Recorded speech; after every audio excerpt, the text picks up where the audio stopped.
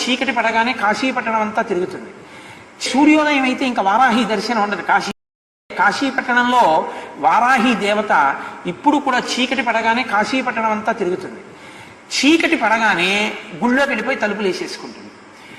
అందుకే సూర్యోదయం అయితే ఇంకా వారాహి దర్శనం ఉండదు. కాశీలో మనం చూడలేం కూడా. ఆ వారాహి యొక్క స్వరూపాన్ని దగ్గరగా నిలబడి చూడడానికి ఎవరికి ధైర్యం సరిపోదు. అందుకని ఏం చేస్తారంటే వారాహి దేవాలయం పైకప్పెక్కి సూర్యోదయానికి పూర్వమే పైన కన్నాలు ఉంటాయి, ఆ కన్నాల్లోంచి చూడాలి. వారాహిని కన్నాల్లోంచి చూసినందుకే ఉద్వేగం కలుగుతుంది.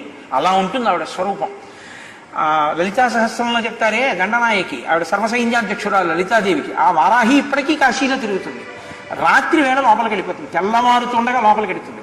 లోపలికి వెళుతుండగానే చీకట్లోనే అర్చకులు అర్చన చేసేసి తలుపులేసి వెళ్ళిపోతారు.